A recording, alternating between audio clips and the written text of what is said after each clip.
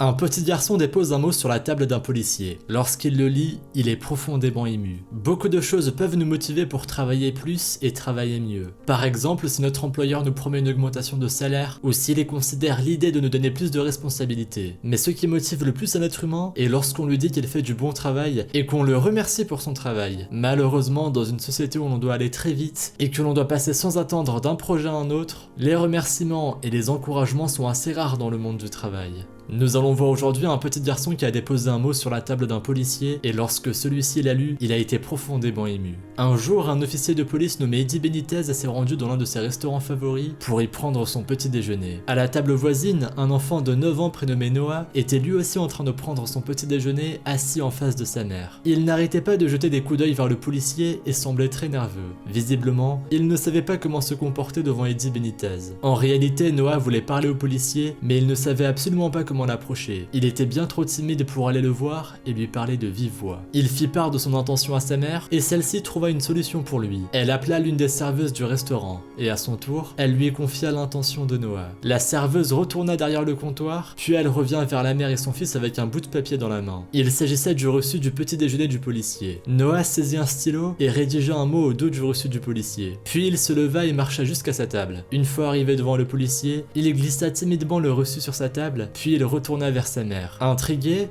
le policier prit le morceau de papier entre ses mains et ce qu'il vit le laissa sans voix. D'abord, Eddie Benitez eut la surprise de constater que son addition avait déjà été payée par la mère du petit garçon. Ensuite, il vit que Noah avait écrit quelque chose au dos du reçu et lorsqu'il regarda le mot, il fut instantanément ému. Noah avait écrit « Je veux être comme vous quand je serai plus grand ».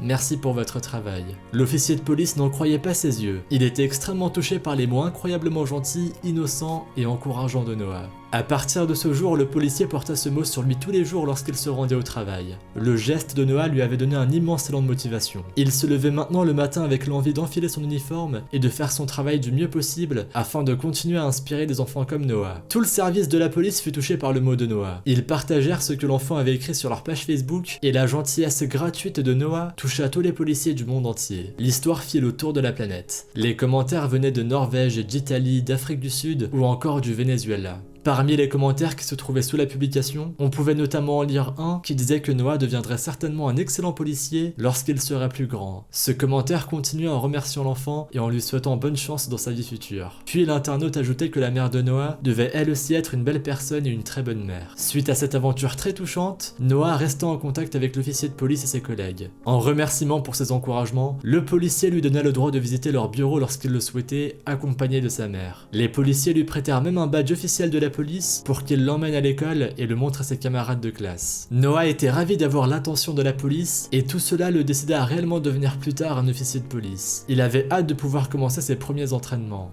Cette histoire montre une fois de plus que les encouragements et les remerciements ont beau être rares, ils sont toujours pour celui qui les reçoit une grande source de bonheur et de motivation. On ne pense pas forcément à s'arrêter pour prendre le temps de remercier les personnes que l'on admire ou qui font beaucoup pour nous et notre société. Mais si tout le monde prenait exemple sur Noah et le faisait, chacun d'entre nous travaillerait au moins 2 fois mieux.